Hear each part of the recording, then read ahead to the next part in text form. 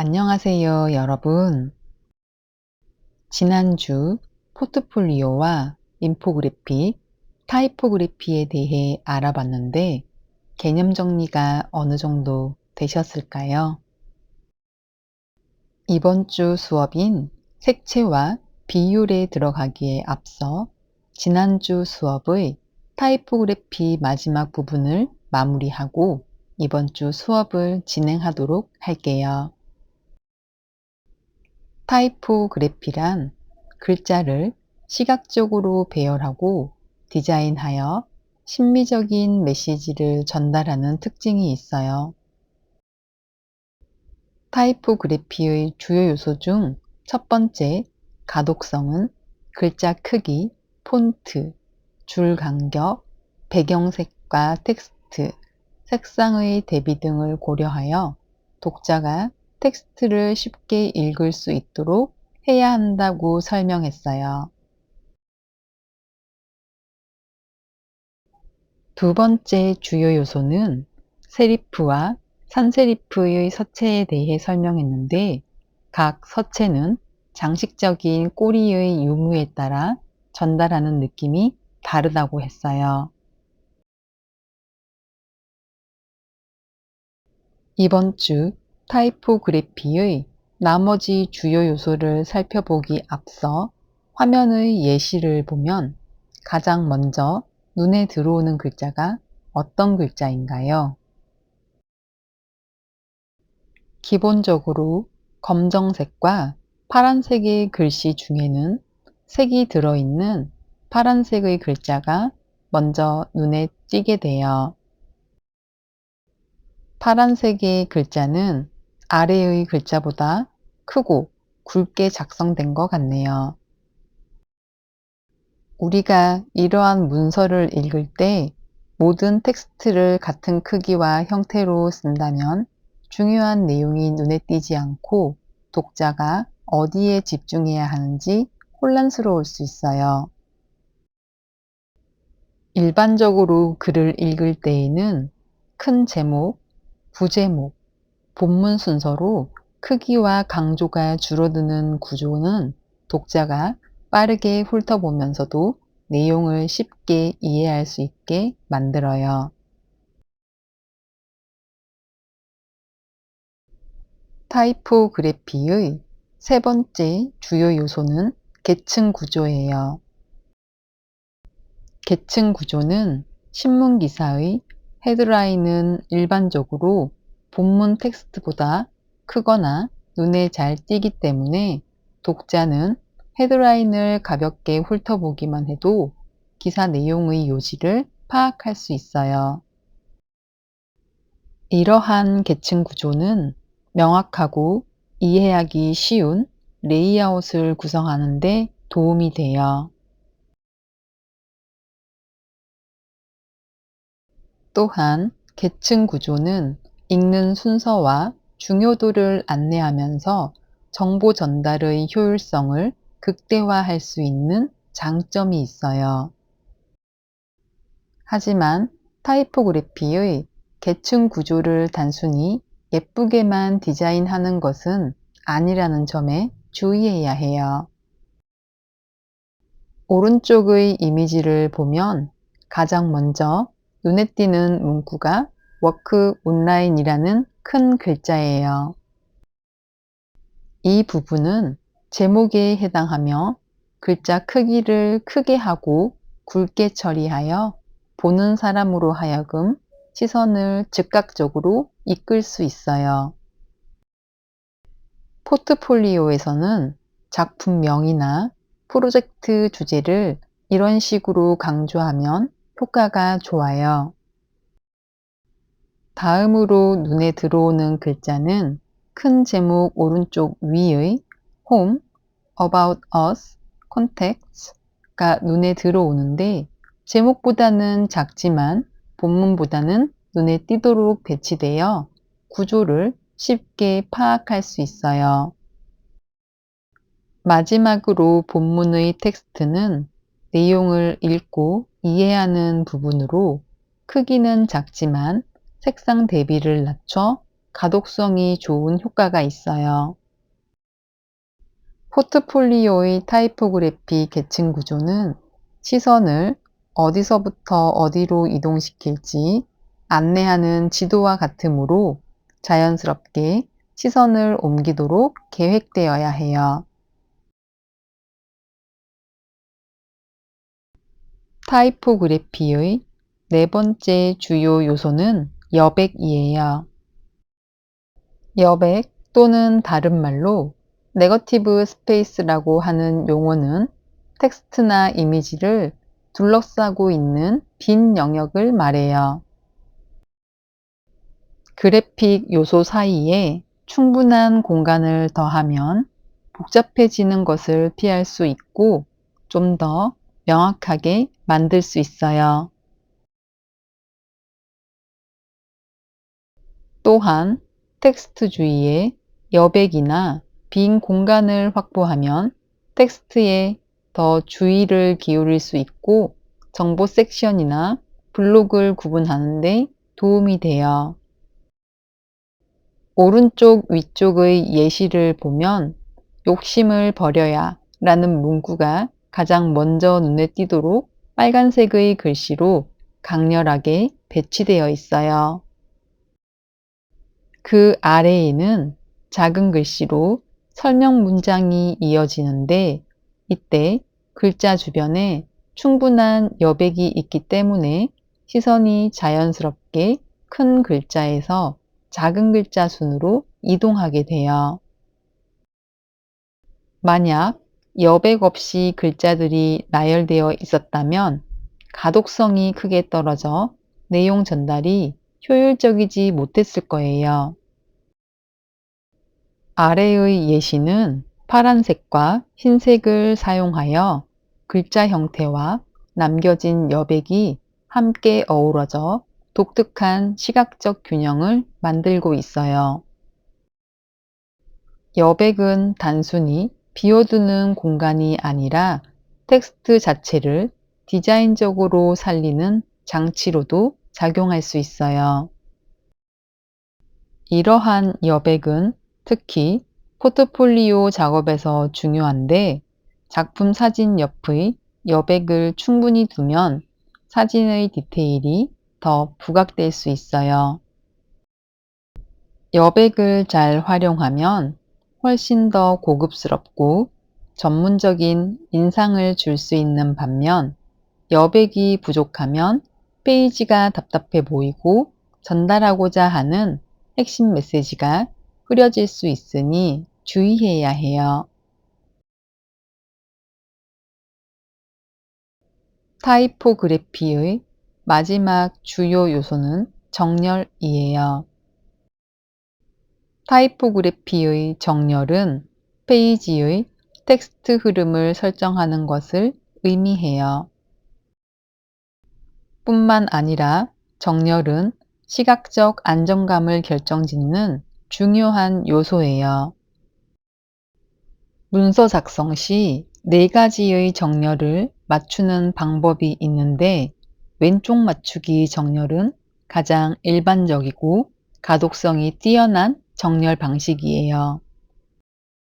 보는 사람으로 하여금 자연스럽게 왼쪽에서 오른쪽으로 읽어 내려가기 때문에 흐름이 안정적이며 책, 신문, 보고서, 포트폴리오 본문에서 가장 많이 사용돼요. 그래서 우리 수업의 화면도 왼쪽부터 읽어나가는 정렬로 배치되어 있어요.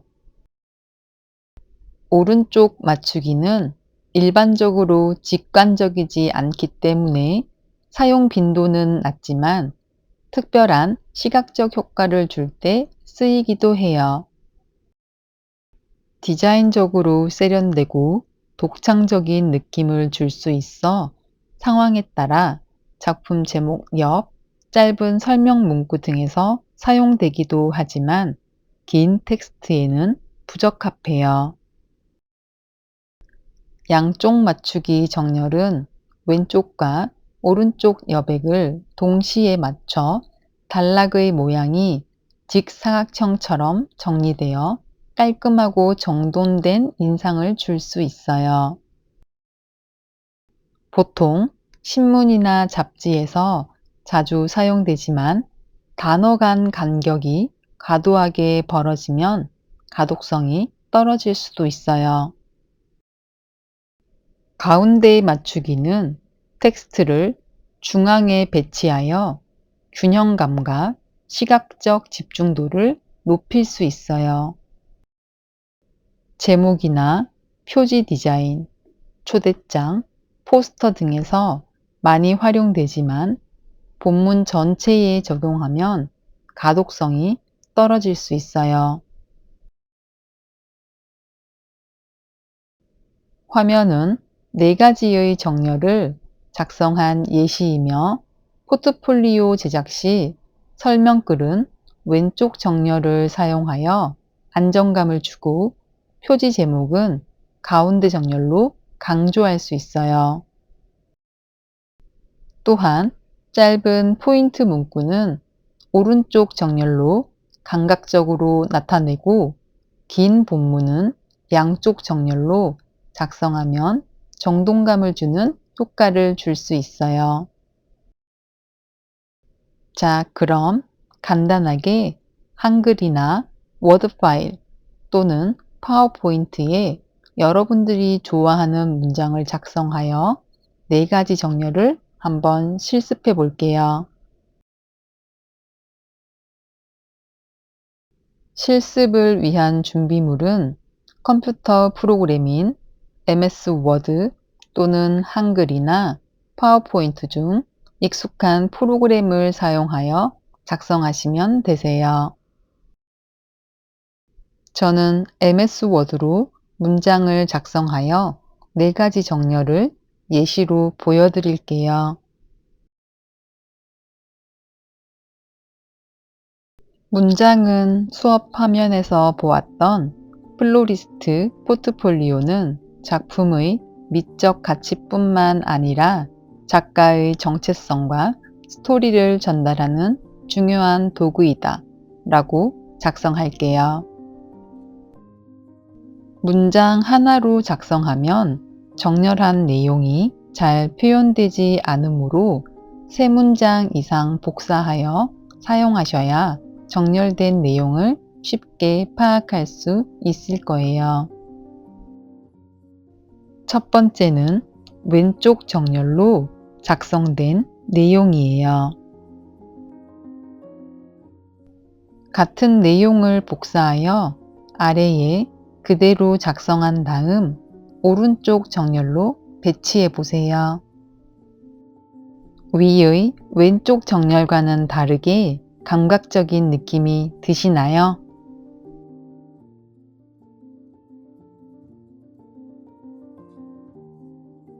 다음으로는 양쪽 정렬을 작성할게요.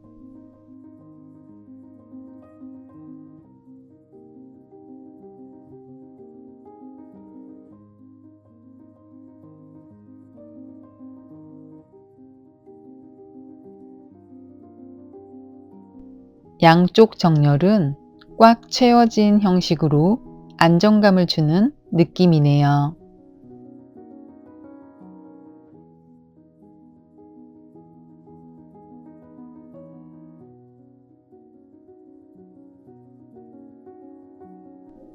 마지막 정렬은 가운데 정렬이에요.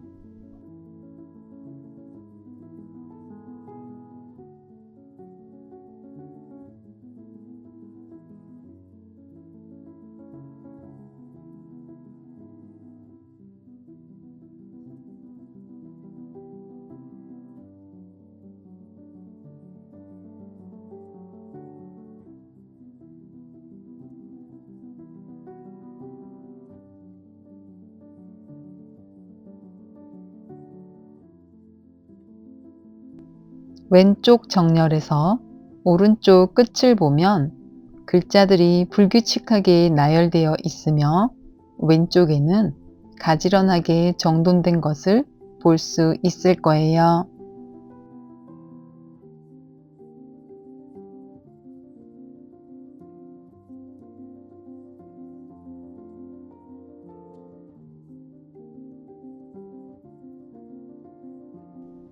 마찬가지로 오른쪽 정렬에서는 왼쪽 끝은 글자들이 불규칙한 반면 오른쪽은 가지런하게 정돈되어 있네요.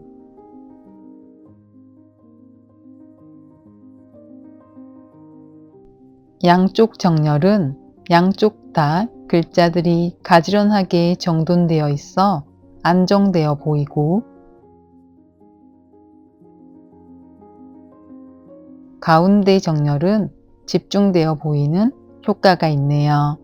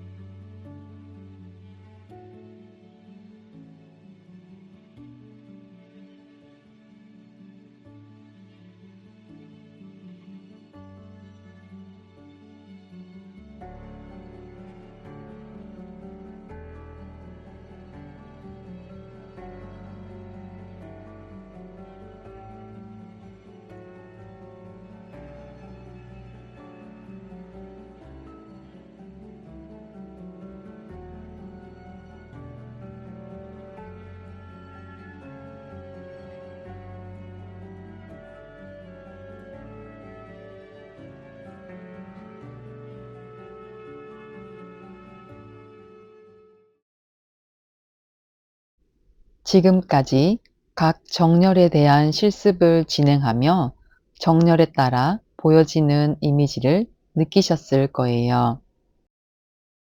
이제 타이포그래피의 몇 가지 사례를 살펴보도록 할게요. 왼쪽 이미지는 빨간색의 러브라는 단어가 반복되어 하나의 하트 모양을 이루고 있어요. 여기에서 텍스트는 단순히 읽히는 정보가 아니라 형태와 감정을 시각적으로 전달하는 디자인 요소로 사용되었어요. 포트폴리오 제작 시 어떤 주제를 강조할 때 이런 방식으로 단어 자체를 패턴화하거나 형태화하면 작품의 메시지를 더욱 감각적으로 표현할 수 있을 거예요. 오른쪽의 이미지는 세계 지도의 형상을 따라 그 나라의 이름이 적혀져 있네요.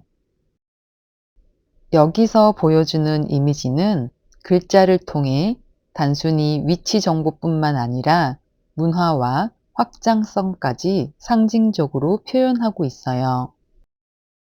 이러한 예시는 글자가 곧 이미지가 되는 디자인적인 효과를 얻을 수 있어요. 다음 예시의 왼쪽 이미지는 수직 분할과 대형 서체를 활용한 타이포그래피예요. 굵고 큰 산세리프 서체를 사용하여 시각적 무게감을 극대화하였네요. 세로로 분할되어 배열된 글자는 일반적인 가로 읽기 방식을 깨트린 강렬한 시각적 인상을 주고 있어요. 검은 배경에 흰 글자의 강한 대비로 시선을 끌어내고 이름을 압도적으로 크게 배치하여 글자가 곧 이미지처럼 작용하는 특징이 있으며 세로로 정렬된 단어를 사용하여 독자에게 강제적으로 단어의 분할을 경험하게 하고 있어요. 독자의 시선을 움직이게 하는 효과는 실험적이고 현대적인 인상을 더 강화하는 느낌이에요. 이러한 타이포그래피는 정보의 전달보다는 디자인 자체의 임팩트와 정체성 강조에 목적이 있어 전시 포스터 및 포트폴리오 표지에 효과적이에요. 오른쪽 이미지는 보라색 배경 한가운데 작은 글씨로 타이트라는 단어가 배치되어 있네요. 타이트라는 단어의 의미와 시각적으로 연결된 디자인은 우리가 한 번 더 생각하게 만들 수 있어요. 타이트라는 단어의 의미대로 글자 간 간격을 실제로 좁게 한 것도 효과적이네요. 오른쪽의 이미지는 단어를 중앙에 작게 배치하여 화면의 대부분에 여백을 두어 시각적 집중을 유도하고 있어요.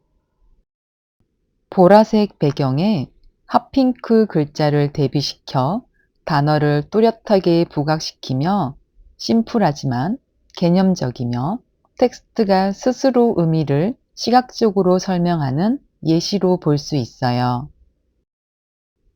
두 이미지는 모두 단순히 글자를 읽는 수준을 넘어 타이포그래피가 곧 디자인 언어이자 메시지 전달 도구라는 점을 보여주고 있어요.